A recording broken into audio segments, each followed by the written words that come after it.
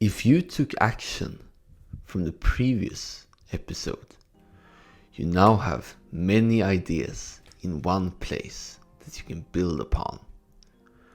Your new challenge is now to select the best one based on your interest, credibility, and audience.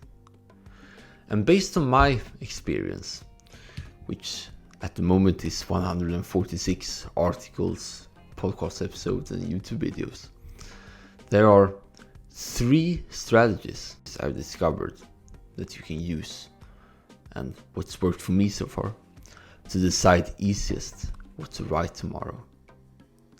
Number 1, check your analytics. Every platform you write in has an analytics interface where you can look. And when you go in there, pay special attention to obviously the most popular and engaged essays, and also the recurring favorites, stuff that pops up again and again on a weekly basis that seems to gain traction still, because those can be something that you can build upon too. And if you publish daily on many platforms, for instance 1 or 5 or 10 or 24, as is my case, you want to factor in all of them by giving weight to your primary ones.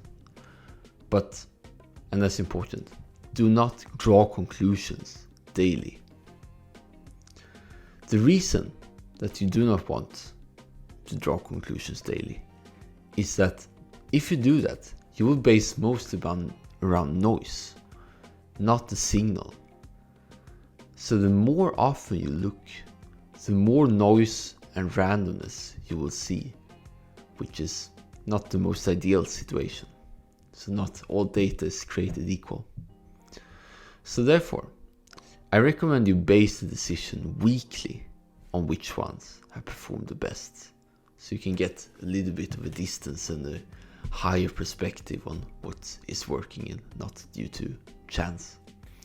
And of course you can still check your analytics as often as you like, but be prepared that the more often you do it, the less forests you will see and the more trees, to have that analogy.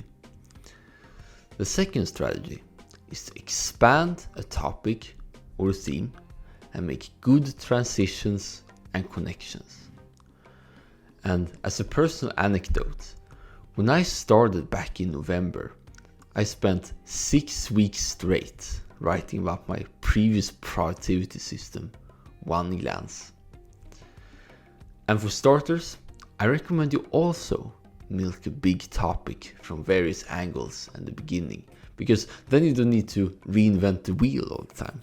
You can simply have a large one that you prefer, that you probably have come to enjoy mostly if you start to pick up writing and stuff, and basically have all of the initial articles and videos and episode be about that, to make it easy to kind of get familiar with the whole process, because it's good to take it step by step.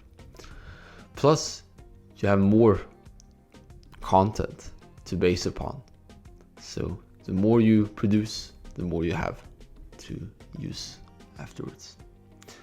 You should also look for transitions where the next idea makes sense based on what you previously wrote and recorded, which is in your credibility and interest. So in other words, it's kind of like a natural flow, like, okay, this one leads to this and this one leads to this, and based from what I previously published, many would anticipate that type of content. So it's like an interdependency for all of them, which makes it easier. And the final thing is follow your gut, and ultimately follow your instincts when you scroll through your ideas. Feel what is right in the moment, together with other tips.